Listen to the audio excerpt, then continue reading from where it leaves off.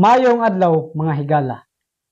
Niadtong pitsados sa December nila nga bulan 2023 nahitabo ang usa ka kalamidad mao ang linog nga mikabat og 7.4 magnitude.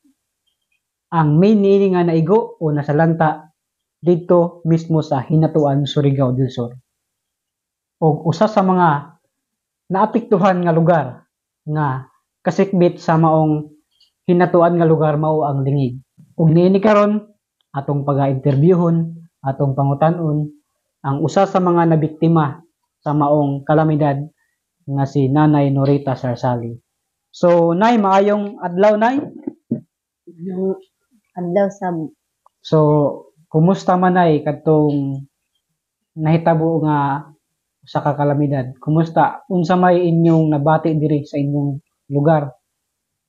Anang una, nagpasalamat gid ko sa Dios kay dako kayang pagluwa sa amo bisan ang among balay nga hulugan og mga semento ug ang usa ka anak nako duha ka anak nako nahulugan nga samad sab ang iyang ulo nakadagan sab siya nya salamat sa Dios nga naluwas gihapon ni pero sa akong pagkatigulang sukad-sukad ko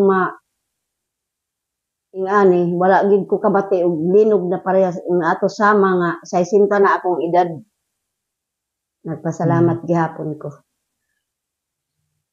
So, unsa may mga asa dapit sa side sa inyong balay diri dapit nay ang grabing tama sa dihang pag-uyog sa maong kusog nga linog?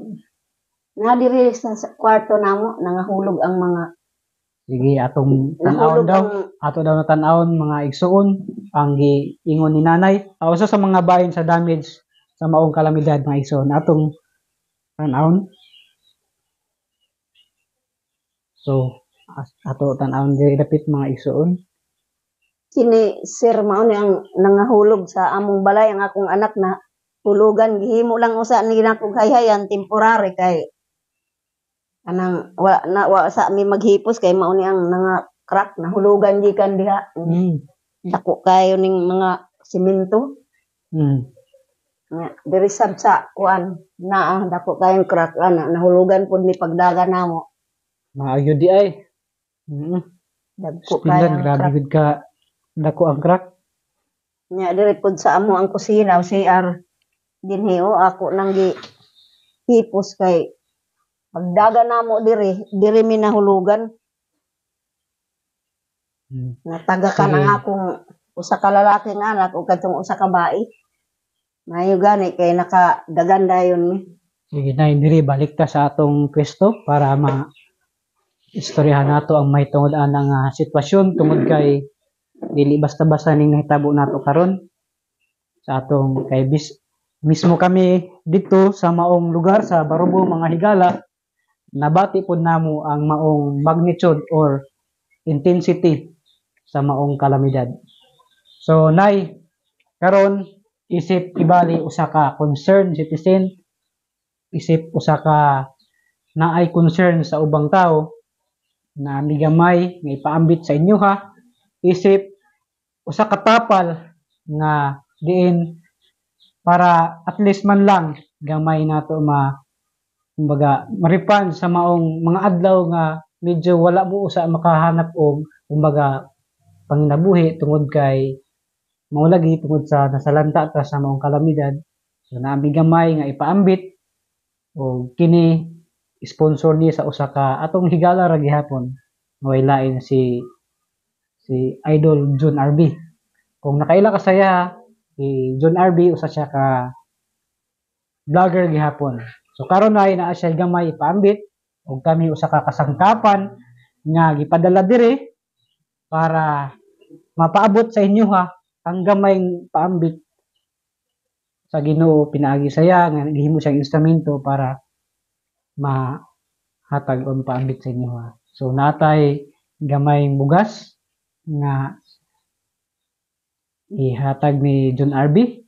So mga higala kini usa ka tabang sa atong mga kababayan nga nasalanta sa maong kalamidad na linog. Bukas na yo. Pag Yung agdayon aron mawa ang gutom. So, nay, say bugas nay. Kunya. Hmm. Nga dapoy panay. So, nata, Ipangapi. napoy pa nga ihatag niya, gikan sa naikapi. So, Salamat, sir. unang-una sa tanan, ang Diyos sa atong pasalamatan tungod kay nihimo siyang nahatag siya concern sa ato. Pilit na para nga So napod tayo pilit nay, at least kibale labi na kay birthday ni tatay karon o napoy asukar, at least man lang gamay mapahalipay sa inyo ha. So nayon sa may kasulti nimo nay tungod kay si Sir John RB naghatag sa imo gamay hinabang. Unsa may kasulti nimo nay? Salamat sa Diyos, sir. Nakasulbad na ni sa amo ang kalisod. Labi na nga akong bana, walay trabaho. Kay kami nga linog-linog. Nga, dili natin dugos karon. Ang among panginabuhian, pandugos. Salamat, sir. Okay, so mga higala, daghang salamat daw imo ni nanay sa maong. uda pa isod isda na ikono at tulakon na So, napupud tayo gamay diring kuhan sa pangsudan nay, at least man lang sa kumbaga pangsamantala nga konsumo nimo sa maong adlaw. So, kana lang siguro nga di mi magdugay. So, daghang salamat sa imong pagpahigayon nga maka-interview mi sa inyo ha. So, kadto lang og maayong adlaw nay. Daghang salamat. So, kay kasulti mo na itang dinarbe ang latag punto. Nauton ta nga daghay mag-subscribe sa iya. Ay, tabangan niya niya. salamat kayo, daghang salamat. Salamat.